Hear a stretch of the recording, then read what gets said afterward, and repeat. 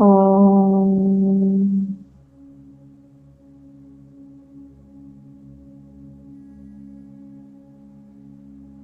ओम।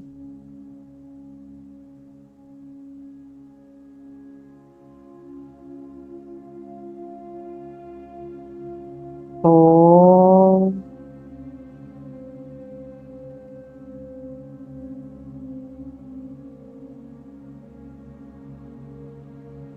ओम सहना भवतु। सहनौ भुनक्तु। सह वीर्यं कर्वावहै। तेजस्विनावधीतमस्तु मा विद्विषावहै। ओम शांति शांति शांति। ओम गणानां त्वा गणपतिगं हवामहे। कविं कवीनामुपमश्रवस्तमं ज्येष्ठराजं ब्रह्मणां ब्रह्मणस्पत आनशृण्वन्नोतिभिः सीदसादनम्। ॐ श्रीमहागणपतये नमः। सरस्वती नमस्तुभ्यं वरदे कामरूपिणि। विद्यारम्भं करिष्यामि सिद्धिर्भवतु मे सदा। गुरुर्ब्रह्मा गुरुर्विष्णुः गुरुर्देवो महेश्वरः। गुरुरेव परं ब्रह्म तस्मै श्रीगुरवे नमः। सदाशिवसमारम्भां शङ्कराचार्यमध्यमाम् अस्मदाचार्यपर्यन्तां वन्दे गुरुपरम्पराम्। श्रुतिस्मृतिपुराणानाम् आलयं करुणालयं नमामि भगवत्पाद शङ्करं लोकशङ्करं। समस्तजनकल्याणे निरतं करुणामयं नमामि चिन्मयं देवं सद्गुरुं ब्रह्मविद्वरं। सद्गुरुं ब्रह्मविद्वरम्। सच्चिदानन्दरूपाय विश्वोत्पत्त्यादिहेतवे तापत्रयविनाशाय श्रीकृष्णाय नमः। श्रीकृष्णाय नमः। यं प्रव्रजन्तम् अनुपेतम् अपेतकृत्यं द्वैपायनो विरहकातराजुहाव। पुत्रेति तन्मयतया तरवोऽभिनेदुः तं सर्वभूतहृदयं मुनिमानतोऽस्मि। यस्वानुभावमखिलश्रुतिसारमेकम् अध्यात्मदीपम् अतिथितीर्षतां तमोन्धम् संसारिणां करुणयाः पुराणगुह्यं तं व्याससूनुमुपयामि गुरुं मुनीनां। नारायणं नमस्कृत्य नरं चैव नरोत्तमं देवीं सरस्वतीं व्यासं ततो जयमुदीरये। कृष्णाय वासुदेवाय देवकीनन्दनाय च नन्दगोपकुमाराय गोविन्दाय नमो नमः। नमः पङ्कजनाभाय नमः पङ्कजमालिनी नमः पङ्कजनेत्राय नमस्ते पङ्कजाङ्घ्रये। नमो किञ्चन वित्ताय निवृत्तगुणवृत्तये आत्मारामाय शान्ताय कैवल्यपतये नमः। कृष्णाय वासुदेवाय हरये परमात्मने प्रणतक्लेशनाशाय गोविन्दाय नमो नमः। गोविन्दाय नमो नमः।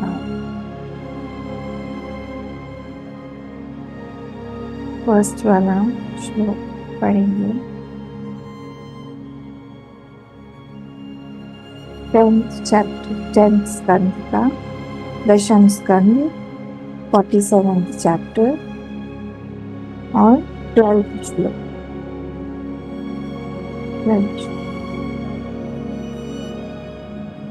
गोप्युवाच मधुपकितव बन्धो मा स्पृशाङ्घ्रिं सपत्न्याः कुचविलुलितमाला कुङ्कुमश्मश्रुभिर्नः वहतु मधुपतिस्तन्मानिनीनां प्रसादम् यदु सदसि विडम्यं यस्य दूतस्त्वमीदृक् मधुपकितव बन्धो मा स्पृशाङ्घ्रिं सपत्न्याः कुचविलुलितमाला कुङ्कुमश्मश्रुभिर्नः वहतु मधुपतिस्तन्मानिनीनां प्रसादम् यदु सदसि विडम्यं यस्य दूतस्त्वमीदृक्। कल हमने देखा बैकग्राउंड किस तरह से बना, पूरा का पूरा बैकग्राउंड जो उद्धव जी को उन्होंने भगवान श्री कृष्ण ने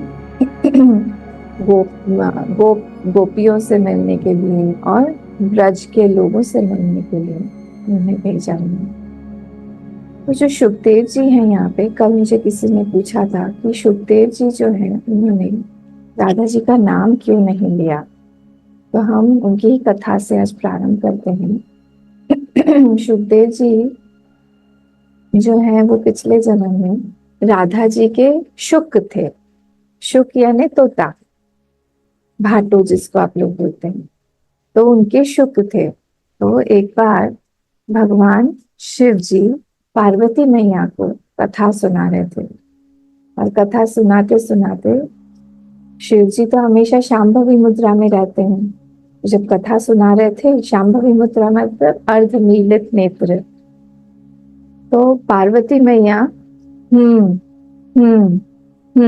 इस तरह से हूं कर रही थी, ताकि उसका उनको अनुमोदन करने के लिए कि मैं सुन रही हूँ। और कथा के बीच में ही जैसे हम लोग को नींद आ जाती है, ऐसे पार्वती माँ को भी नींद आ गई, और ऊपर बैठ के ये तोते जो थे, तोते रूप में सुन रहे थे कथा। और उनको लगा कि अब शिव जी अगर कथा रोक देते हैं बीच में से ही, तो फिर ये कथा तो आधी रुक जाएगी। पार्वती मैया हूँ अगर नहीं करेंगी तो फिर कथा रोक दी जाएगी। तो इसीलिए पार्वती मैया को जब नींद आने लगी, वो उनका करना बंद हो गया। तो वो जो शुक थे वहां पे, जो तोते रूप से बैठे हुए थे, उन्होंने हूँ करना शुरू कर दिया, आरंभ कर दिया। पूरी कथा उन्होंने ऐसे ही सुन ली। और जब कथा खत्म हुई, समापन होने के बाद शिव जी ने अपनी नेत्र खोले और देखा वहां पे पार्वती मैया तो सो रही हैं। फिर ये हो कौन कर रहा है? जब उन्होंने देखा ऊपर, उनको वो तोते दिखाई दिए, तो भयंकर नाराज हुए, क्रोधित हुए कि तुम कौन हो और तुम बिना मेरे आज्ञा लिए बिना तुम ये कथा कैसे सुन सकते हो? और क्रोधित होके उन्होंने उनपे त्रिशूल से वार कर दिया। तो जब ये भाग रहे थे, इन्होंने पीछे देखा त्रिशूल आ रहा है, ये भागते भागते भागते भागते, तब व्यास जी की पत्नी जो है वो गर्भवती थी, और ये सटल रूप से, सूक्ष्म रूप से उनके गर्भ में घुस गए और वहीं पे ही रहे अंदर, और 16 साल तक गर्भ में ही वास किया और बाहर ही नहीं निकलना चाह रहे थे। कहते थे कि अगर मैं बाहर निकलूं, कई बार व्यास जी ने उनको ठक ठक ठक ठक नॉक नॉक नॉक करके बाहर बुलाया कि आप बाहर आ जाओ। तो उन्होंने कहा नहीं, बाहर नहीं आएंगे, बाहर माया मम, भगवान ने स्वयं ने कहा है मम माया दुरत्यया, माया जो है अति दुस्तर है, मैं फंस जाऊंगा माया में, मैं पढ़ना नहीं चाहता हूँ। यहाँ पे अंदर में ही मुझे अच्छा सत्संग का वातावरण है, आपकी बात भी मैं सुनता रहता हूँ, मैं यहीं पे भजन कर रहा हूँ। ऐसे नहीं हो सकता है, 16 साल से अंदर बैठे हो, हाँ, कुछ भी बिना किराए विराए दिए वहां बैठे हो, निकलो बाहर। तो उनको बाहर निकाला। जैसे ही वो बाहर आए वैसे ही वो भागे। हम लोग जो पहला वाला श्लोक हम लोग जो पढ़ते हैं, ये वाला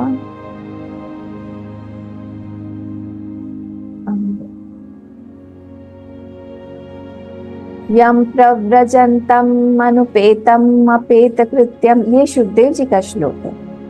तो यम प्रव्रजंतम, जो बाहर निकल गए, अनुपेतम अपेत कृत्यम, जिनका अभी भी यज्ञोपवीत संस्कार भी नहीं हुआ है, और वो जो भाग रहे हैं, गर्भ से निकल के ही भागे विदाउट एनी क्लोथ्स। भगवान सुखदेव जी जो हैं वो नित्य षोडश वर्षीय रहते हैं, उनका स्वरूप भी बहुत कुछ श्री कृष्ण भगवान से मिलता जुलता है।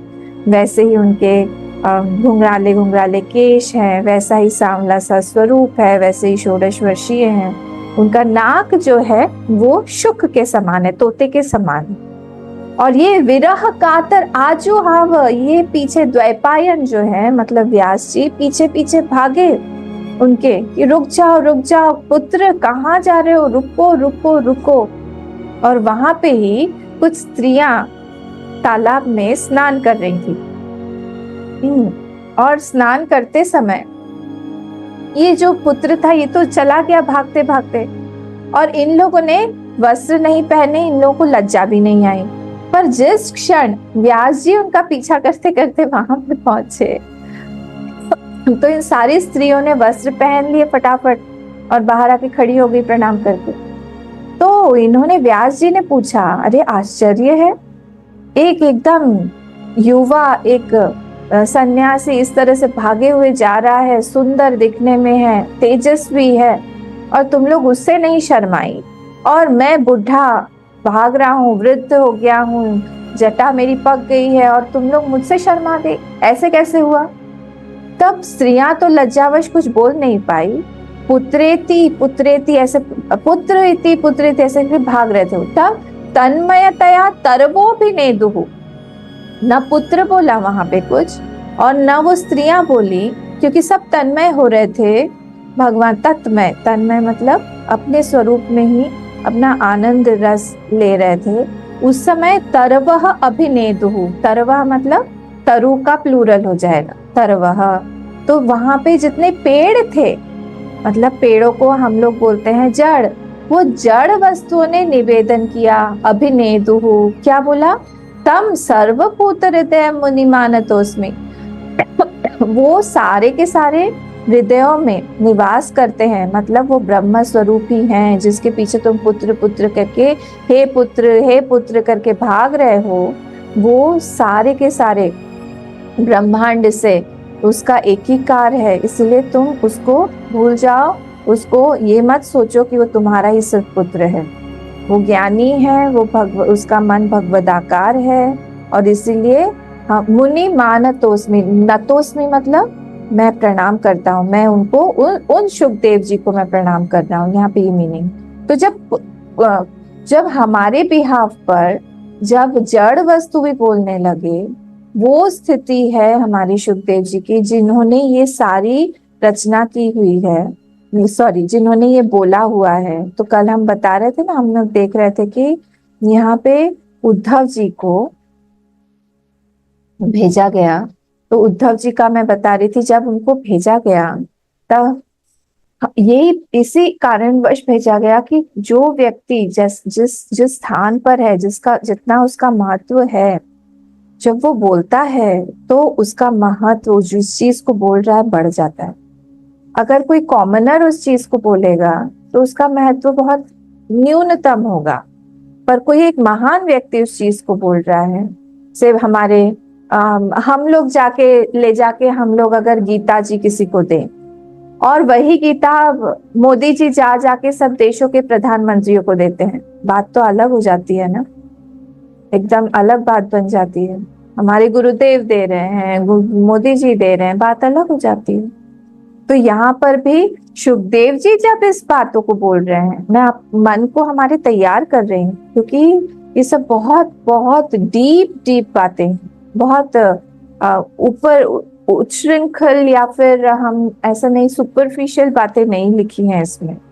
तो जब जिस जो भी श्रृंगार रस की बातें हैं, बहुत हमको हमारे मन को गहराई में लेके जाना पड़ेगा, गहराई में उतरना पड़ेगा, तभी जाके हम इसकी गूढ़ता को समझ पाएंगे कि यहाँ पे क्या बोला जा रहा है, उस गोपियों के मनस्थिति से एक हो पाएंगे।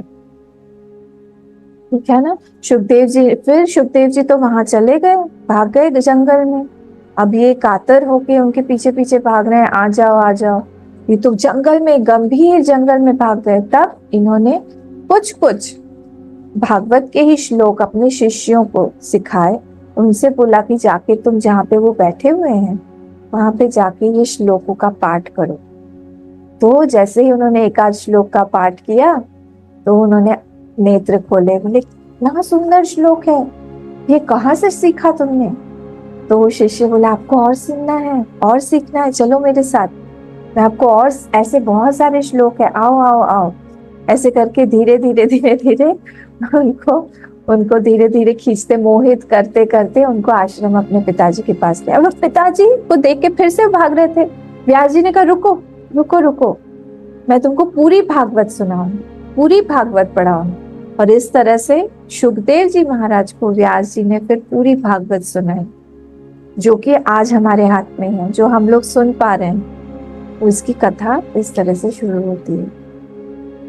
हम लोग पहले वाले श्लोक में आते हैं, मेरे पास ज्यादा टाइम नहीं है, विडंबना है। तो गोप्योवाच, तो यहाँ पे गोप्योवाच जब बोला जा रहा है तब एक ही गोपी के बारे में बोला जा रहा है, बहुत सारी गोपियां नहीं है यहाँ, एक ही गोपी। तो जब ये गोपी को बोला जा रहा है, गोपी वर्ड का प्रयोग हुआ है, ये क्या है? ये काचित गोपिका, पहले ही बोल दिया ना इसमें, इसके पहले वाले श्लोक में काचित मधुकरम दृष्ट्वा ध्यायन्ती कृष्ण संगमम। तो काचित मतलब कोई एक गोपी ने बोला, इसका यहाँ पे अर्थ हुआ राधा जी, राधा रानी, उन्हीं को ही हम लोग, क्योंकि उनका नाम वो स्मरण नहीं करते हैं, उनका नाम जो है मुख से नहीं निकालते हैं, तो इसलिए यहाँ पे गोप्योवाच इस तरह से हुआ। तो गोपी जो शब्द है, गोपी शब्द से क्या हो रहा है? कोई ग्रामवासिनी का संकेत हो रहा है, कोई ग्रामवासी है। अब ये गोपी वर्ड जो है ना, गुप्त धातु से आया है, गुप्त धातु। तो गुप्त धातु मतलब गोपनीय, गुप्ता जो सरनेम होता है ना, वो भी इसी से, गुप्त धातु से ही बना हुआ है। तो जो गोपनीय रखे, कोई चीज को संरक्षित रखे, जो बाहर के लोगों को या संसार में उसका उद्घाटन ना कर दे, गोपनीय रखे। तो ये गोपी क्या करती है? अपने हृदय में श्री कृष्ण प्रेम को गोपनीय बना के रखे हुए, बहुत गूढ़ प्रेम है उसका, बहुत अंतरंग प्रेम है उनका, और वो चीज उन्होंने अपने हृदय में समा के रखी हुई है। तो यहाँ पे जब बोलते हैं तो ऐसा लगता है कोई ग्रामवासी नहीं होगी।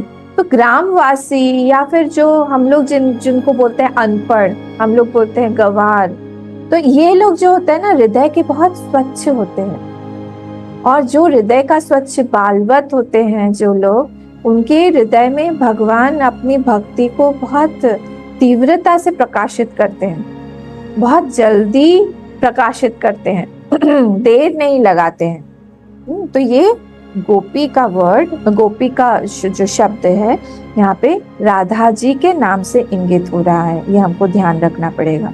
तो ये लोग कौन है? ये देखिए, जब निरंतर ये लोग ध्यान में लगी हुई, तभी जाके, जब हम लोग का निरंतर किसी चीज का स्मरण होता रहता है, तभी हमें सामने आने वाली कोई भी वस्तु, जड़ या चेतन वस्तु, उसमें हम लोग हमारे ध्येय का ध्यान कर पाते हैं, ध्येय को देख पाते हैं। तो यहाँ पे अगर सामने उनके एक भ्रमर आ गया, एक भंवरा आ गया, उसमें भी अगर वो श्री कृष्ण या फिर श्री कृष्ण के दूत को देख पा रही हैं, इसका मतलब उनका चिंतन कितना गहरा होगा। वेदांत में एक, संस्कृत में एक कहावत है कि अप्यासत प्राप्यते धान्यात् नित्याप्तम ब्रह्म किम पुनः। बोले अपि असत प्राप्यते, अगर असत चीज का भी बहुत निरंतर हम लोग ध्यान करते रहे, वो भी चीज हम लोग को प्राप्त हो जाती है।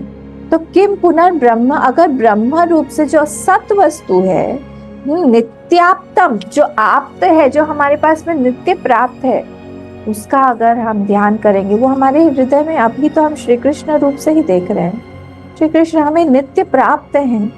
जो भी आपके इष्ट हो, अभी मैं यहाँ पे श्री कृष्ण रूप से ही बोलूंगी, तो हमारे भगवान जो है हमें नित्य प्राप्त हैं, हमारे अंदर ही अंतर्यामी रूप से बैठे हुए हैं, हमारी आत्मा रूप से ही बैठे हुए हैं। तो उनकी प्राप्ति में फिर क्या कहना, अगर हम नित्य ध्यान उनका करते रहें तो फिर उनकी आपति में, उनकी प्राप्ति में हमें देर नहीं लगेगी, ये कहना है इनका।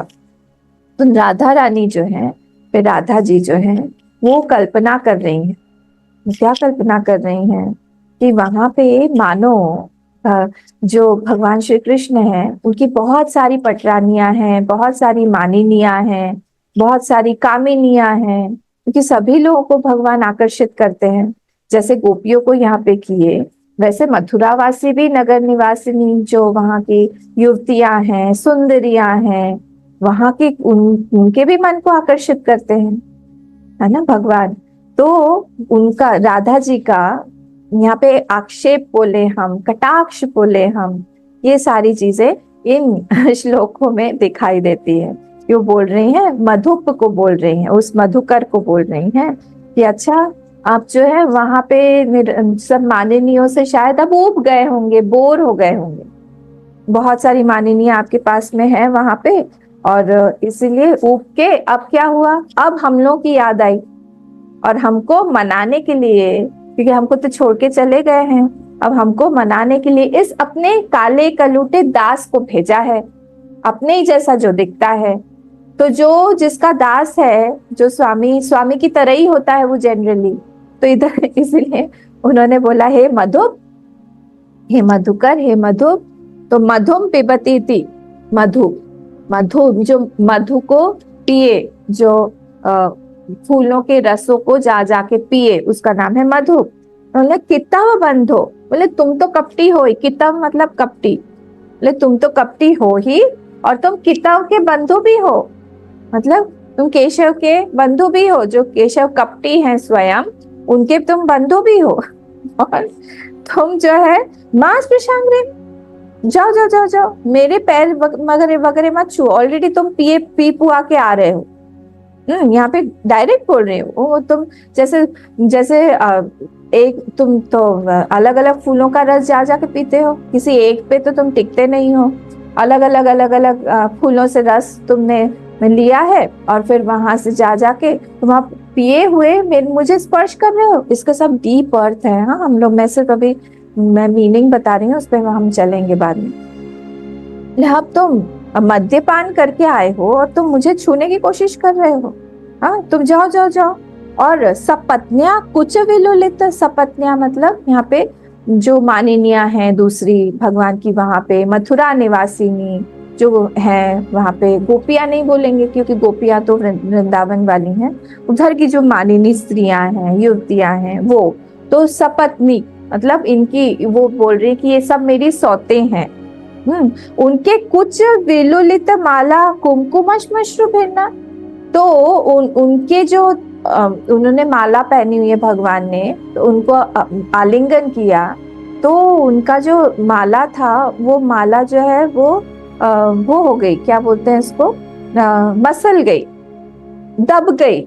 और उस दबी हुई माला के जो पुष्प थे, उसमें भी जो पराग लगा हुआ था, उसके कण, मतलब तुम वहां पे भी जा जाके तुमने सारे के सारे पुष्पों से मधु लिया, और उस समय तुम्हारे मूंछों पे वो सारी पराग की कणें जो येलो येलो थी, वो सब लगी हुई हैं, और आप तुम आके मुझे छू रहे हो। जाओ जाओ जाओ जाओ, वहीं पे ही जाओ। वो मतलब भगवान, वो बोल रही हैं, राधा जी बोल रही हैं कि वहां का वो लेके तुमको भगवान जो है मेरे पास में भेज रहे हैं। और मुझे क्यों दे रहे हैं? ये सारी चीजें तो वहां की बातें हैं, मथुरा के दरबार की ही बातें हैं, फालतू में मुझे क्यों परेशान कर रहे हैं इसमें यहाँ पे मुझे परेशान, यहाँ पे सब कुछ दिखाने के लिए मत आओ। ये तो वहां की बातें हैं, वहां पे एंजॉयमेंट की नगरी है, वहां पे करो, यहाँ वहाँ की बातें यहाँ तक आप मुझे मेरे पास भेजने की कोई आवश्यकता नहीं है। तो कुमकुम रूपी जो कृपा प्रसाद है वो तुम्हारे पास में ही रखो, वो यदुवंशियों के सभा के लिए ही योग्य है, वो हमारे पास में व्रज गोपांगनाओं के पास में लेकर तुम मत आओ। ये यहाँ पे वर्ड टू वर्ड इसका मीनिंग है। अब स्पृशांग्रेम सपत्न्याः, अब हम लोग धीरे धीरे एक दो वर्ड्स को इसमें से खोलते हैं, बहुत ज्यादा तो हम लोग डीप में नहीं जाएंगे। तो स्पृशांग्रेम सपत्न्या था क्या, इसमें यहाँ पे सपत्न्या मतलब हो गया वहां की जो सपत्नी है उनकी, मतलब दूसरी जो मानिनिया है वहां पे भगवान को जो प्रेम करती हैं, भगवान भी जिनसे प्रेम करते हैं। तो यहाँ पे भगवान जो राधा जी बोल रही हैं कि उनके साथ में भगवान रमण कर रहे हैं और तुम जो है उनका स्पर्श करके यहाँ पे आए हो। इसका मतलब हुआ, देखिए वेदांत में बोला जाता है द्वास पर्णा स्वसयुजा सखाया समानम वृक्षम परिशस्व जाते। हमारा जो हमारी देह है ये एक वृक्ष के समान है और इसमें दो पक्षी रहते हैं और एक पक्षी उसमें से तयोर एकम पिप्पलम स्वादुअति, एक जो है कंटिन्यूअसली फलों को चख रहा है, फलों को चखता रहता है और वो ये जीव है। और दूसरा जो है वो अभिचाकशी थी, तरन्यम अभिचाकशी थी, उसको इन सब चीजों से कोई भी लगाव नहीं है। तो ये दोनों कौन है, परमात्मा और ये जो दूसरा जो जीव है, ये दोनों सखा रूप से इस शरीर में विराजमान है। तो जीवात्मा जो है वो बालक सखा है और परमात्मा क्या है, वो पालक सखा है। एक पालक सखा है, एक बालक सखा है, दोनों ही यहाँ पे जीव रूप और परमात्मा रूप से उसी में रह रहे हैं। तो जीवात्मा जो है ये कौन है, ये माया द्वारा क्या हो रहा है, पूरी तरह से मोहित हो गया है। ये मोहित होके अपने ही स्वरूप को ये भूल गया है और क्या कर रहा है, ये दूसरे विषयों को चुन चुन के आनंद का आस्वादन ले रहा है कंटिन्यूअसली, और इसीलिए यहाँ पे वो भटकता रहता है। हाँ, ये कौन है, ये भटक रहा है, कंटिन्यूअसली भटक रहा है। तो यहाँ पे हमको ये देखना पड़ेगा। देखिए एक गीता में श्लोक आता है ना, ये शाम त्वंतगतम पापम जनानाम पुण्य कर्मणाम ते द्वंद्व मोह निर्मुक्ता भजन्ते माम दृढ़व्रताः। तो अगर भगवान का भजन करना है तो इंडिकेशन क्या मिल रहा है इस श्लोक से, तुम विषयों को छोड़ो। विषयों के प्रति अगर थोड़ी सी भी लालसा होगी हमारे मन में तो फिर हम भगवान का भजन नहीं कर पाएंगे। राधा जी ने दूर से ही उस भंवरे को बोल दिया, मास प्रशांग्रेम, तो मुझे मत छुओ। मतलब संसार के विषयों के लोग में जो लोग आसक्त हो रहे हैं उनसे भी हम लोग को दूर रहना चाहिए। उन लोग अपनी आसक्ति हमारे ऊपर डाल देंगे, फिर से हमारा मन दूषित कर देंगे। और जितना समय में हमने हमारे भगवान से प्रेम किया हुआ है, अपने मन को ऊपर उठाया हुआ है, भगवान के कथा में हमको रुचि आ रही है, उस चीज में हम रमण कर रहे हैं, वो चीज भी हमारे हाथ से जाती रहेगी। इसीलिए यहाँ पे माया रूप सपत्नी जो है उसका त्याग करने के लिए यहाँ पे बोल रही हैं राधा जी। ये माया रूप सपत्नी, माया जो है उसी ने पूरा संसार रच दिया है और जो भगवान है उनको दूर कर दिया है। भगवान का दर्शन हमें नहीं होता है। हमें किस चीज का दर्शन हो रहा है, हमें विषयों का ही दर्शन हो रहा है, हमें संबंधों का दर्शन हो रहा है, वहां की पिपासा हम लोग बढ़ाते रहते हैं। इसीलिए राधा जी बोल रही हैं, मास प्रशांग्रिम, दूर रहो मुझसे, दूर रहो। माया रूपी सपत्नी का त्याग करके जब आओगे तब तुम जो है श्री कृष्ण के परायण होगे, अभी तुम नहीं हो, और इसीलिए तुम जो है दूर रहो मुझसे। अब यहाँ पे जो दूसरा शब्द है वो है कुछ विलुलित माला कुमकुमश्मश्रुभिन्नः। तो जीव जो है वही कौन है, वो कुछ विलुलित माला कुमकुमश्मश्रुभिन्नः, उस जीव को उपलक्षित कर रहे हैं यहाँ पे, जीव को रिप्रेजेंट कर रहे हैं यहाँ पे। कौन है ये जीव, जो जीव है ये कौन है, इसका कोई जेंडर नहीं है, कोई भी जेंडर नहीं है। एक श्लोक जो एक मंत्र जो आता है श्वेता शतर में, त्वम स्त्री त्वम पुमान त्वम कुमार उतवा कुमारी त्वम जीर्णो दंडे न वंचसी, तुम ही स्त्री हो, तुम पुरुष हो, तुम बालक हो, तुम युवा हो, तुम ही दंडधारी एक वृद्ध हो जो चल चल के जा रहे हो, तुम्हारा भी कोई जेंडर हो सकता है? तो हम जिस शरीर से हम आइडेंटिफाई करते हैं वहां के वैसे होके बन जाते हैं। इसलिए यहाँ पे कुछ विलुलित माला जो पद का प्रयोग किया गया है ना, ये स्त्रीत्व को उपलक्षित करता है। और श्मश्रु जो शब्द है, ये पद जो है वो पुरुषत्व को का प्रयोग सूचक कर दे रहा है। पर यहाँ पे इसीलिए दोनों चीजों को मिला के बोल दिया कि जो तुम हो, तुम कौन हो? जी, स्त्रीत्व एवं पुरुषत्व दोनों से ही कौन है? अलग है, भिन्न है। न वो स्त्री है न वो पुरुष है। इसीलिए तुम जो है अपने स्वरूप को पहचानो, अपने स्वरूप को पहचान के उसमें अखंड रूप से पहले अपने आप में एस्टैब्लिश्ड हो जाओ, अपने आप में स्थापित हो जाओ, अपने ज्ञान को पक्का बनाओ, तुम कौन हो। तो वल्लभाचार्य के मतानुसार क्या है, ये वाला जो श्लोक है इसके और भी अर्थ दिए हुए हैं। उन्होंने यहाँ पे बोला है कि राधा जी जो है अलग अलग तरह से, अलग अलग विचित्र विचित्र उक्तियों से रसास्वादन हेतु ये भगवान श्री कृष्ण को ही वो बोल रहे हैं कि वही खुद ही पधारे हुए हैं यहाँ पे मधुप के रूप में। भगवान स्वयं ही आए हुए हैं। और यहाँ पे जैसे हम लोग, जैसे कोई चीज हम लोगों को किसी को बोलनी है, तो एक बच्चे को बताना है तो हम दूसरे बच्चे को इंगित करके हम लोग उसको सिखाते हैं कि देखो ऐसा करने से ऐसा होगा, तुम वहां पे गए, तुम जो वहां पे मत जाना, वहां जाने से ऐसा होगा। तो जो दूसरा वाला है वो भी वो बात को सीख लेता है, जान लेता है उस बात को। तो इंडिकेटेड मतलब किसी और को इंडिकेट करके जब हम लोग ज्ञान देते हैं तो जो दूसरा व्यक्ति है वो भी उस ज्ञान को सीख लेता है। उसको लगता है कि हाँ ये मेरे लिए ही प्रयोग हो जाए, प्रभावी हो जाता है वो ज्ञान जब हम किसी और को संबोधित करते हुए कोई दूसरा ज्ञान देते हैं। तो यहाँ पर भी ये मधुप जो है यहाँ पे आ रहे हैं भगवान, और मधुप रूप से यहाँ पे हम लोगों को सिखाने के लिए और ज्ञान देने के लिए राधा जी के थ्रू आ रहे हैं। तो हम लोगों को भी ये ज्ञान जो है अच्छे से हो जाएगा और हमको भी समझ में आ जाएगा। और मधुप को यहाँ पे भेजने का एक और भी तात्पर्य है कि उद्धव जी को सिखाने के लिए। उद्धव जी देख रहे हैं कि किस तरह से गोपियां जो हैं ये भगवान के प्रेम में, भगवान के गूढ़ गूढ़ प्रेम का आस्वादन ले रही हैं ओपनली।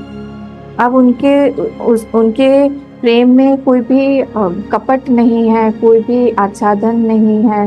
उन्होंने सब कुछ अपना जो है वो प्रकट करके उद्धव जी के सामने रख रही हैं। और उद्धव जी को समझ में आ रहा है कि प्रेम का तत्व जो है वो क्या होता है और कितना गहराई में कोई जा सकता है प्रेम में। तो ये गोपांगनाओं ने श्री कृष्ण को यहाँ पे दूत, श्री कृष्ण के जो दूत हैं उद्धव जी, उनको भी सिखाने के लिए ये सारी चीजें की।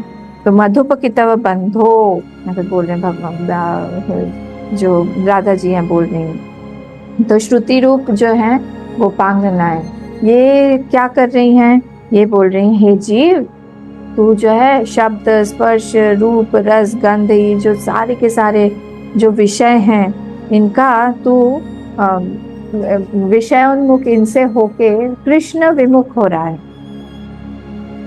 ये श्रुति बोल रही है, श्रुति रूपी है ना गोपियां, आपको पता होगा इनमें से कई सारी गोपियां जो हैं कई कल्पों तक भगवान की तपस्या करके गोपियां बनी हुई। तो इन्होंने भी यहाँ पे यही बोला कि तुम जो है तुम मां स्पृशः, तुम मुझे जो है तुम मुझे स्पर्श मत करो, मतलब विषय रस आसक्त होकर तुम जो है अपनी मेरा स्पर्श मत करो। मतलब श्रुतियां बोल रही हैं, श्रुति का भी स्पर्श मत करो, दूर रहो। क्यों? क्योंकि एक तो तुम लोगों को समझ में नहीं आएगा और डीप जाओगे नहीं, जाओगे तो भी उसका अलग अर्थ ही समझोगे। तुम जो उसका जिस अर्थ में बोला गया है उस अर्थ को समझोगे नहीं। तो अगर विषय की इच्छा है तो फिर मोक्ष की इच्छा कैसे होगी?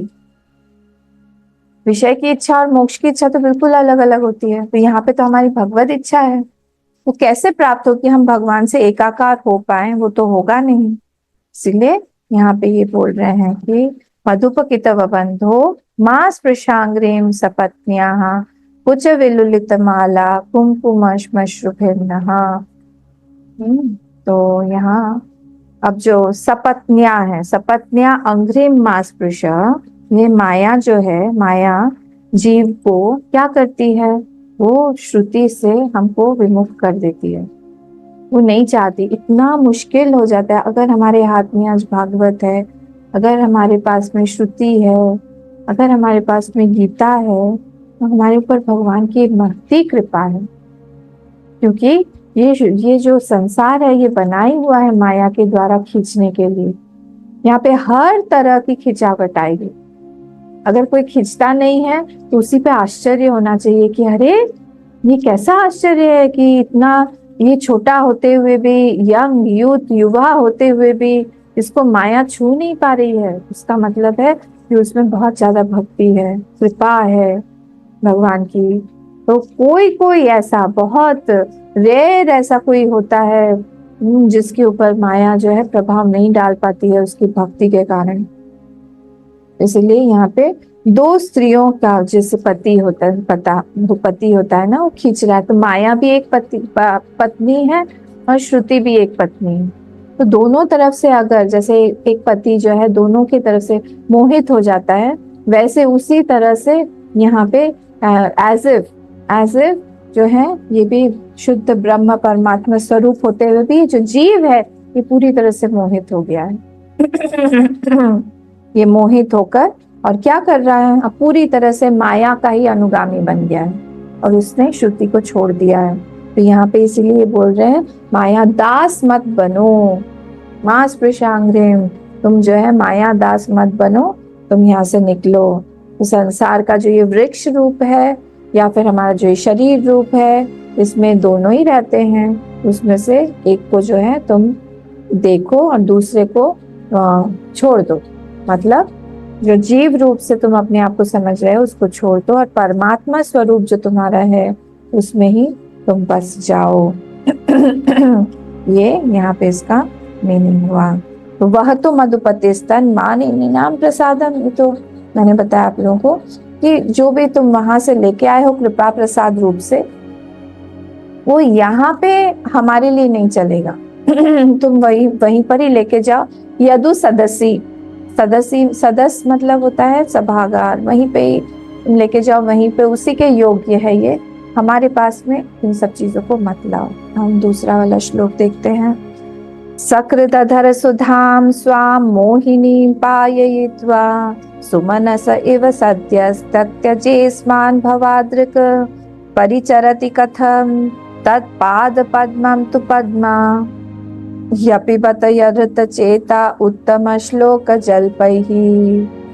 सकृत अधर सुधाम, हाँ ये सब बहुत डीप है। सकृत अधर सुधा मतलब एक बार आपने हमको अधर सुधा पिलाई थी। स्वाम मोहिनी पाई तो पिलाई थी, हम नहीं चाहते थे पर आपने पिलाई थी। कितने बार? एक बार, शायद एक बार। स्वाम मोहिनी, कैसी है वो अधर सुधा? मोहिनी है, जो मोहित करने वाली है। हाँ हम लोग आएंगे इस पे क्या है। फिर सुमनस इव सद्यस्तत्यजे अस्मान भवादृक्, और वो यहाँ से चले गए। राधा जी फिर से यहाँ पे कर्ता का उल्लेख नहीं है, तो हम लोग मानेंगे कर्ता कौन है? पिछले वाला भ्रमरी, उसी को इंडिकेट करके वो बोल रही है, राधा जी बोल रही है कि एक बार पिला के हम लोग को अधर सुधा पिला के वो चले गए, यहाँ से परमानेंटली चले गए। भवादृक् परिचरति कथम तत् पाद पद्मम तु पद्मा, पद्मा मतलब लक्ष्मी माँ, पाद पद्मम मतलब नारायण भगवान के जो नित्य चरण दबाती रहती है, चरण सेवा करती रहती हैं वो। परिचरति कथम, कैसे करती हैं पता नहीं, कैसे करती है पता नहीं। मतलब यपि बत ऋत चेता उत्तम श्लोक जल्पे, शायद वो भी उनके जल्प से, उनके तर्क वितर्क से, उनके बात करने के ढंग से शायद लक्ष्मी माँ भी मोहित हो गई हैं और इसीलिए वो मोहित होके बेचारी फंस गई और अभी तक वो बस उनके पास में एक ही काम है, चरण सेवा करना, वहां पे फंसी हुई हैं। हम ऐसे नहीं हैं, हम नहीं फंसने वाली हैं, हम नहीं फंसेंगी। वो ताना मार रही है राधा जी उनको। ले देखो, लक्ष्मी माँ को भी फंसा दिया है कि ये सारी की सारी गोपियां जो है उनको ज्ञान था कि भगवान कौन है। इसीलिए जब हम लोग रास पढ़ते हैं, रास पंचाध्यायी पढ़ते हैं, तब अगर हम लोग उनको एक मानव के रूप में देखेंगे तो बहुत बड़ा पाप होगा हम लोगों से, क्योंकि गोपियां ये जानती थी कि भगवान कौन है। आया हुआ है। तो फर्स्ट वाला श्लोक क्या है? जयति ते, क्या है? जयति तेधिकम जन्मना व्रज श्रयत इंदिरा। इंदिरा, इंदिरा मतलब कौन? लक्ष्मी जी। श्रयत इंदिरा शश्वदत्र, शश्वत अत्र ही, यहाँ पे शश्वत रहती हैं वो। कौन? इंदिरा, लक्ष्मी माँ। फिर से जयति तेधिकम जन्मना व्रज श्रयत इंदिरा शश्वदत्र ही। द्वैतता सब क्या है? फर्स्ट वाला श्लोक। हाँ, दैत दृश्यतां दृष्टपा पावकाः त्वैधृता सव त्वां विचिन्वते। गोपिका गीत, ये है 32 पे फर्स्ट वाला। ये पूरा याद होना चाहिए। ये जो जिनमें श्री कृष्ण का श्रृंगार भाव है उनको ये वाला पूरा 19 श्लोक्स हैं, इसको रोज पढ़ना चाहिए। जैसे ही भगवान की पूजा हो जाए इसको पढ़ना चाहिए। तो हे दैत दैत दैत दृश्यताम दिक्षुतावका, हमको पता है यहाँ पे इंदिरा जी जो है, लक्ष्मी माँ, उन्हीं के लिए ही वो आके बिछ गई हैं, उनकी सेवा के लिए बिछ गई हैं। उनको पता है कि ये कौन है भगवान। ये नहीं है, मतलब एक और भी श्लोक आता है जिसमें, हाँ फोर्थ वाला देखिए, न खलु गोपिका नंदनो भवान अखिल आत्मदृक अखिल अखिल देहिनाम अंतरात्मदृक। आप जो है न खलु गोपी नाम, आप गोपी का पुत्र नहीं है। आप कौन है? आप जो है अखिल देहिनाम अंतरात्मदृक। और इसी का ही हम लोग को रिफ्लेक्शन इस श्लोक में मिलता है। क्या बोल रही है वो? कि वो उन्होंने लक्ष्मी माँ को भी मोहित कर दिया है, और वो लक्ष्मी माँ भी बेचारी फंस गई है वहां पे, सेवा कर रही है, चरण ही दबाए चली जा रही। मतलब परिचरती जो है प्रेजेंट टेंस है, कब से, कितने कल्पों से बेचारी अभी तक भी जो है वो वहां पे पैर ही दबा रही है। तो ये सारा ना प्रणय कोप बोलते हैं इसको, प्रणय कोप। तो इसका यही कारण है कि हमको छोड़ के चले गए। एक बार हमको अधर सुधा उन्होंने पिलाई, मोहित कर दिया, और फिर चले गए यहाँ से।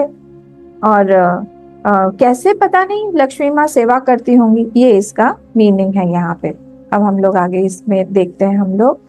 तो अधर सुधा का हम लोग मीनिंग खोलते हैं कि क्या है। तो कई मेरे आचार्य जी जैसे कहते थे कि अधरामृत जो बोला जाता है वो धरा का अमृत नहीं है, ऐसा उसको ब्रेक करते थे।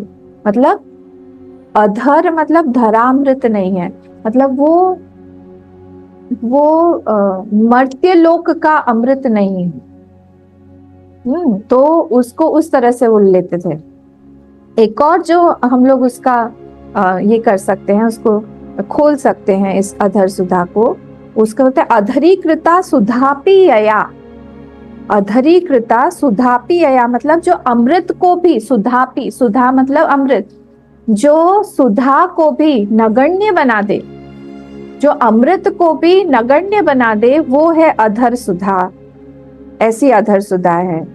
तो मंगलमय जो भगवान के जो ओष्ठ हैं, अधर हैं, अधरोष्ठ, वही क्या है? वो अनंत है, वो चिंतनीय है। वो क्या है? वो सुधा का समुद्र है, भगवान के अधरोष्ठ। और वही जो है वो परमात्मा या फिर परात्मा ब्रह्म का पूरा सार है, उसमें वही सार है। तो वेदांत का जो वेद्य है वो क्या है? यही अधरामृत हम जिसको बोलते हैं वेदांत का। और वही जब हम भागवत का सगुण साकार श्री कृष्ण बोलते हैं सगुण साकार रूप से यही भगवान जो हैं ये अधरामृत देते हैं, इस तरह से लेते हैं। तो वेदांत का सार जब हम बोलेंगे, वही सार जो है समुद्र सार, भगवान की अधर जो है वो सारा का सारा पूरा सुधा समुद्र है। और उसका जब वो वितरण करते हैं, उसी का सार जब प्रदान करते हैं अपने भक्त को, उसको यहाँ पे बोला गया है अधर सुधा। ठीक है, वही अधर सुधा है। वही कौन है वो भगवान?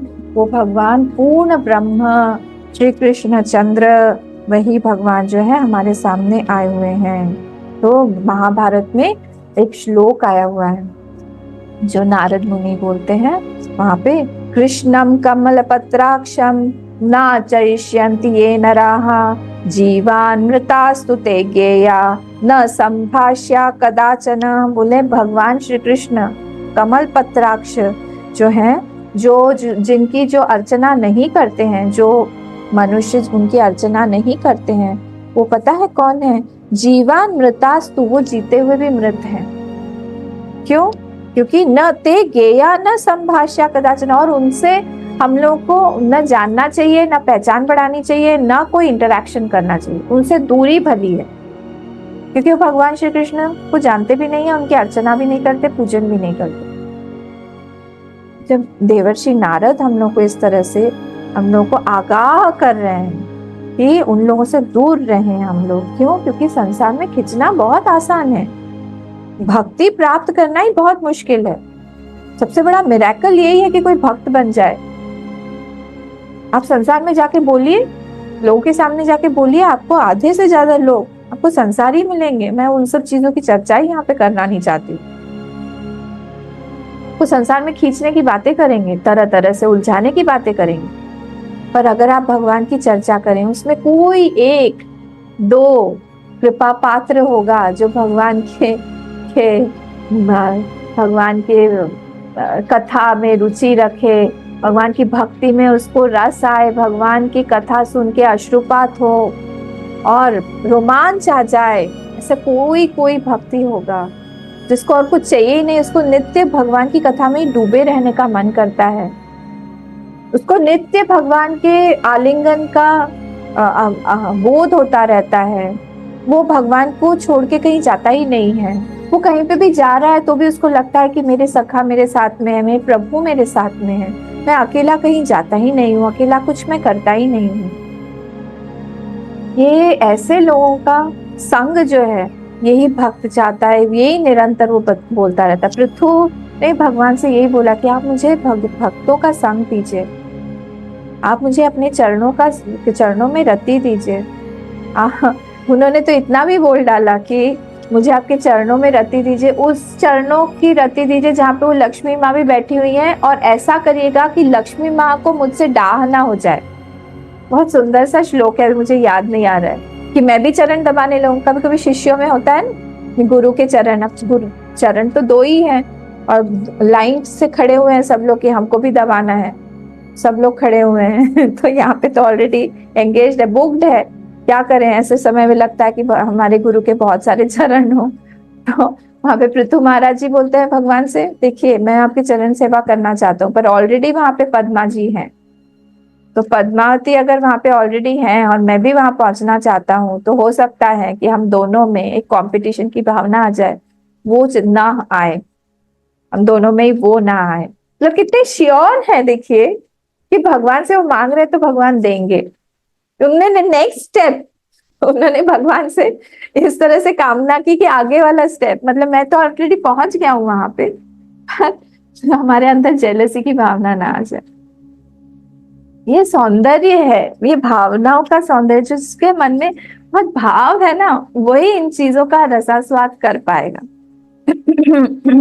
तो कृष्ण भगवान का जो स्वरूप है वो कैसा है? बहुत रसात्मक है, बहुत सुंदर। कैसा है वो? अधरम मधुरम वदनम मधुरम नयनम मधुरम हसितम मधुरम हृदयम मधुरम गमनम मधुरम मधुराधिपते अखिलम मधुरम। ऐसे हैं भगवान। तो यहाँ पे सब चीजें उनकी मधुर ही मधुर है। जिस मतलब आप कोई भी एक अंग पे भगवान के ध्यान करिए, वहीं पे ही आपका ध्यान टिक जाएगा, अगर आप कृष्ण प्रेमी हैं तो। आखिरी में 12वें स्कंद में शायद जब भगवान लीला संवरण करने वाले थे, तब सुखदेव जी महाराज बोलते हैं कि नारद मुनि जो हैं और भी कई संत वहां पे आसपास, द्वारका के आसपास ही नित्य अपना आश्रम बना के, डेरा बना के वहां पे रहने लगे थे।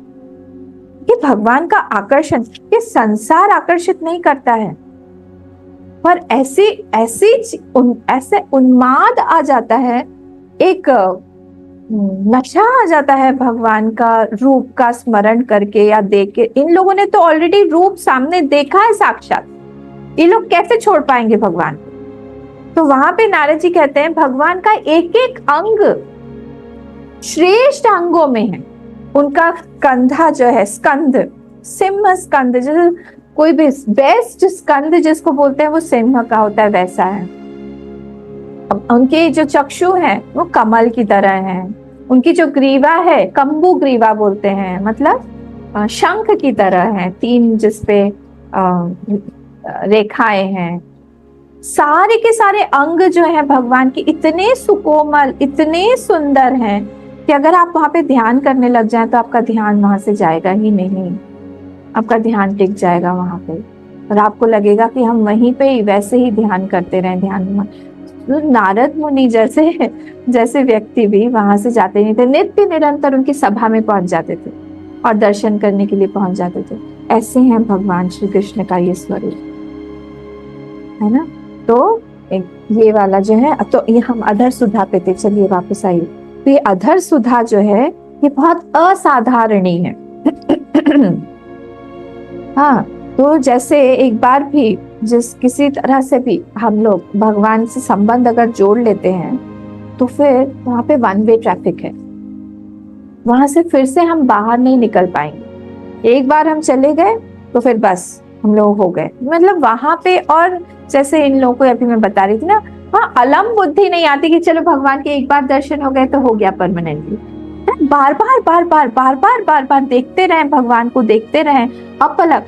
ये वर्णन महाभारत में भी आया है कि जब युद्ध हो रहा था महाभारत का, तो भगवान श्री कृष्ण जो है सामने हाकरथ सारथी थे और अर्जुन को बहुत कम मेहनत करनी पड़ी। भगवान का स्वरूप इतना सुंदर है, इतना आकर्षक है कि कई सारे सोल्जर्स जो है, सैनिक, सामने आके एकदम तटस्थ भाव में आ जाते थे, स्तब्धी भाव में आ जाते थे, और उतने में ही अर्जुन जो है तीर चला देते थे।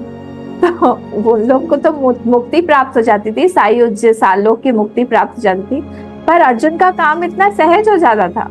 भगवान का स्वरूप, उनका चेहरा, क्या हम किस सुंदरता से इस संसार के कंपेयर करें।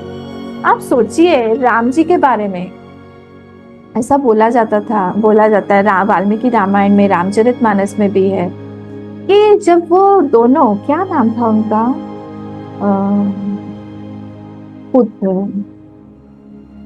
जिनका नाक काटा था उसका क्या नाम था, शूर्पणखा के जो 2 भाई थे, शूर्पणखा के 2 भाई का नाम क्या था, जो लोग 14,000 सैनिकों को लेके आए थे, क्या नाम था? खरदूषण। हाँ, थैंक यू। तो खरदूषण जब आए, उन्होंने कहा ऐसी सुंदरता तो हमने देखी नहीं।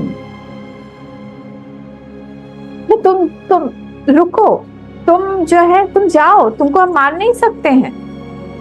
ऐसे कठोर राक्षस, वो भी भगवान की सुंदरता पे पिघल गए, उनसे उनकी नजर नहीं हट रही थी। हम लोग कौन है? हम तो एक हीरो हीरोइन आ गया यहाँ पे, एक अमृत पिंड यहाँ का कोई जो है वो यहाँ पे आ जाएगा, ये उसी पे ही हम लोग फिदा हो जाते किसी का चेहरा देखे।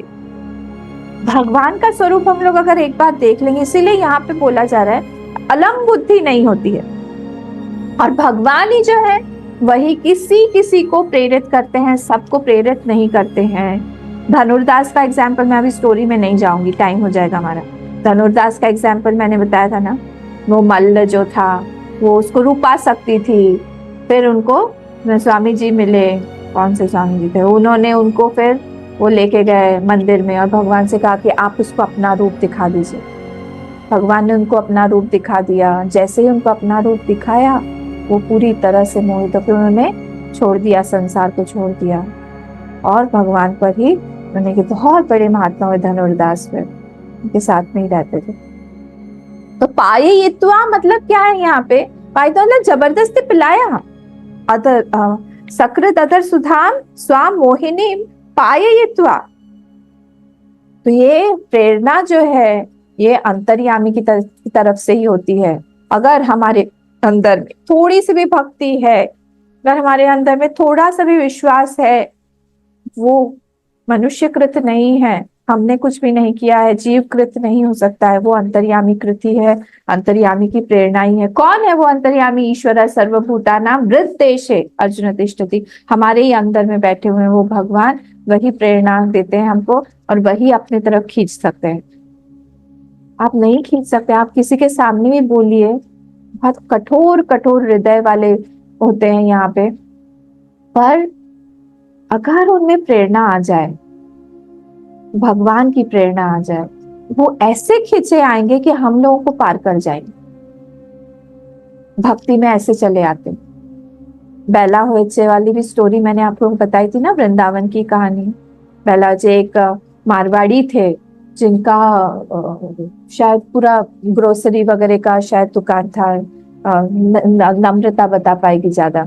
और वहां पे बंगाल में था शायद, ये बंगाली थे शायद, और बहुत सोचते कंजूस थे और किसी को कुछ भी देते नहीं थे। और एक बार क्या हुआ, जब दुकान बंद कर रहे थे तब अपने पिताजी से एक छोटी सी बच्ची बाहर बोल रही थी कि बेला हो चल, मतलब बेला हो गया है, अब चलो घर चलते हैं वापस। तो उन्होंने बस उतना ही सुना, बेला होएगा, मतलब हो गया है, टाइम हो गया, टाइम इज ओवर। ये प्रेरणा किसने दिया? उन्होंने सारा का सारा दुकान वगैरह सब कुछ बंद करके वृंदावन चले गए। कौन सा मंदिर बनाया, नम्रता बता पाएगी? तो एक मंदिर वहां पे पड़ा, लाला बाबू है क्या, शायद लाला बाबू का मंदिर, कुछ तो एक मंदिर है वहां पे उन्होंने बनाया। ये प्रेरणा कहाँ से आई? कौन देता है? ये अंतर्यामी रूप से भगवान ही दे सकते हैं।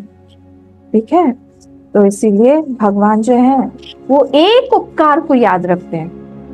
100 अगर हम लोगों ने खराब काम किया है वो नहीं याद रखते हैं। एक उपकार हमने अगर कर दिया है, एक बार उनकी तरफ देख लिया है, वो उसी को याद करते रहेंगे और हमको हमारे हृदय को ओतप्रोत अपने प्रेम से करते रहेंगे। पर वही करेंगे, हम लोग कुछ नहीं कर सकते। हम लोग जो है हम नहीं कर सकते, वही कर पाएंगे यहाँ पे। तो कदाचित उपकारेण कृते नैकेन तुष्यति न स्मरत्यपकाराणाम शतम अप्यात्मवत्तया।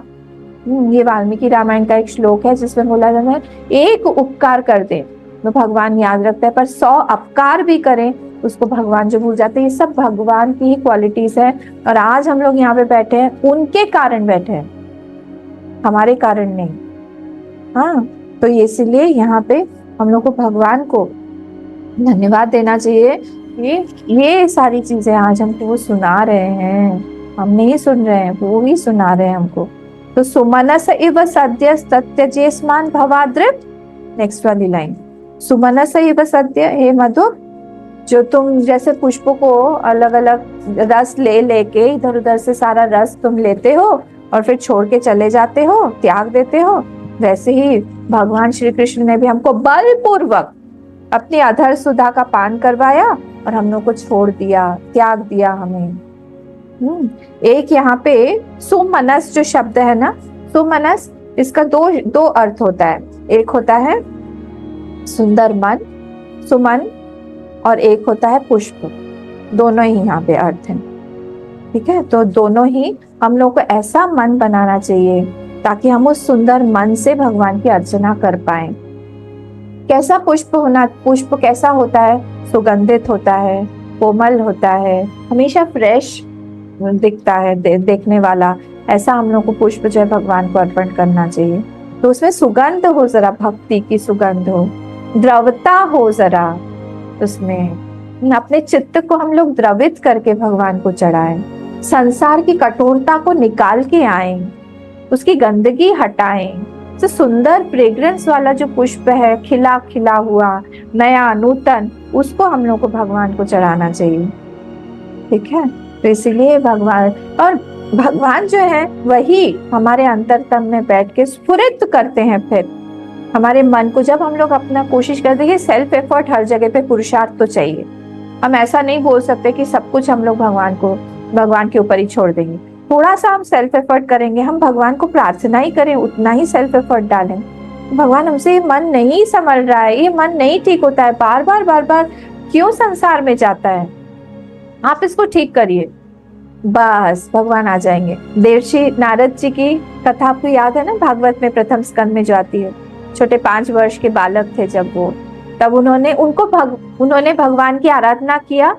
उनकी माँ दासी थी, दासी रूप से उनकी सेवा करती थी। चातुर्मास के समय में बहुत सारे संत महामुनि आए, उन्होंने उनकी भी सेवा किया, उनका झूठन खाया, सेवा शुश्रूषा किया, उन्होंने उनको मंत्र दिया सारे संतों ने, और उस मंत्र का वो जप करते रहे, जप करते रहे, जप करते रहे। ये उनका पुरुषार्थ था। जब पुरुषार्थ उनका पूरा हुआ, उनका शरीर छूटने वाला था, एक बार सकृत, वहां पे भी ये शब्द यूज हुआ है, सकृत, सकृत या दर्शितम रूपम एतत् कामायते नघ, एक बार थोड़ी देर के लिए भगवान ने उनके मन में फ्लैश कर दिया अपना रूप, और उसी से वो एकदम भाव विवल हो गए, पागल हो गए कि मुझे दर्शन दीजिए, दर्शन। उसी समय आकाशवाणी हुई कि हे बालक, तुम्हारा इस जन्म का पुण्य इतना ही है, तुमको और मेहनत करनी पड़ेगी, मेरी कृपा से तुम अगले जन्म में तुमको मैं दर्शन दूंगा। अगले जन्म, फिर उसी समय प्रलय काल आ गया, उनका शरीर छूट गया। अगले जन्म में जब उनका जन्म हुआ तो वो ब्रह्मपुत्र नारद के रूप में ही उनका जन्म हुआ, और उनको भक्ति उनके जन्म के साथ में ही प्राप्त हुई, और भगवान का नित्य स्मरण करते रहे वो। तो इसलिए फिर नेक्स्ट वाली लाइन, परिचरति कथम तत्पाद पद्मम तु पद्मा। ये इनकी चिकनी चुपड़ी बातों पे ये पद्मा जी जो है ये आ गई हैं। हम लोग नहीं फंसने वाले हैं, हम पुरानी स्त्रियां हैं, हम पुराने गोपिकाएं हैं, हमको सब पता है। वो लोग तो नई अभी आई हैं, इसलिए बेचारे उनको कुछ पता नहीं है। उनका अनन्य भाव है भगवान के साथ गोपिकाओं का। तो ये लोग नहीं आई है, तुम जाके उनको बोलो ना, उनको मनाओ। यहाँ पे कृपा प्रसाद लाके दे रहे हो, यहाँ पे उनकी बात आके कर रहे हो, को नहीं सुनना। ये सब पुरानी बातें हैं, ये सारी चीजें हमको पता है वो कौन है। स्टार्टिंग में ही बेचारे कन्हैया को कितव बोल दिया, आप देखिए, प्रेम से ही बोला, कितव बोल दिया। तो यहाँ पे वही बोल रहे हैं कि तुम उनके पास में जाओ, हमारे पास में मत आओ। हाँ, तो यहाँ पे 3 तरह के वाद होते हैं। एक होता है संवाद, एक होता है विवाद, वितंडा बोले हम, एक होता है जल्प। यहाँ पे उन्होंने जल्प यूज किया है। तो संवाद होता है जब गुरु शिष्य का हो, दोनों तरफ से ही हो, कोई क्वेश्चन पूछे, कोई आंसर दे। वितंडा होता है जब हम उड़ा दे सामने वाले, बिल्कुल, मतलब कैसा होगा कि हम स्वपक्ष स्थापनीय और पर पक्ष खंडन, इसको बोलते हैं हम वितंडा। हम अपना बार बार जो धुंधुकारी और धुंधुली जो थी, महात्म्य में जो आता है धुंधुली, वो अपना पक्ष स्थापित करती थी हमेशा, उसको बोलते हैं वितंडा। पर स्वपक्ष स्थापना पूर्वक परपक्ष खंडनम ही जल्प। जल्प मतलब क्या, हम अपना स्थान पूर्वक जो हम अपना पक्ष देके हम जो है दूसरे को हम छोड़ रहे हैं, हम बहुत ज्यादा उसमें नहीं जा रहे हैं, हम उसको बोलते हैं जल्प। तो नारद आदि भक्तों का जिन्होंने जो भी इतना वर्णन किया है, नारद भक्ति सूत्र बनाया है, बाकी भी चीजें सब सुन के पद्मा जो है वो मोहित हो गई हैं, लक्ष्मी माँ। उनको आप समझ में ही नहीं आ रहा, बेचारी फंस गई हैं। ये सब यहाँ पे गोपांगनाओं की हम बोलेंगे, उनका वक्रोक्ति बोलेंगे, प्रणय कोप बोलेंगे, जो भी जैसा भी बोलना चाहे, पर उनको अधिकार है कि वो बोल सकते कि उन्होंने इतना प्रेम दिया हुआ है भगवान को। तो इसलिए भगवान भी जो है ये सब सब चीजें सुनने के लिए वहां पे जरूर मधुर रूप से बैठे होंगे, सुन रहे होंगे। भगवान ही तो भगवान ही है, तो उद्धव जी के हृदय में भी बैठे हैं, उनके भी हृदय में बैठे हैं, पर उनको भी आनंद ही आ रहा होगा ये सब सुन के। तो यहाँ पे हमने दूसरा जो श्लोक है, मुझे बहुत मैं इसके साथ में जस्टिस नहीं कर पाई, टाइम कम है इसके कारण, पर अब हम लोग जो है थर्ड वाला नेक्स्ट वाली क्लास में देखेंगे। यहाँ पे हमने 2 श्लोक, आज मैंने तीसरा भी कंप्लीट करना था पर नहीं हो पाया, इसको हम लोग अगली बार देखेंगे। कल मुझे थोड़ा बाहर जाना है, काजीरंगा जाना है, तो मैं आपको बताऊंगी नेक्स्ट टाइम मैं कब क्लास लूंगी इसका। ओम पूर्णमदः पूर्णमिदं पूर्णात् पूर्णमुदच्यते पूर्णस्य पूर्णमादाय पूर्णमेवावशिष्यते। ओम शांति शांति शांति। हरि ओम। श्री गुरुभ्यो नमः। हरि ओम।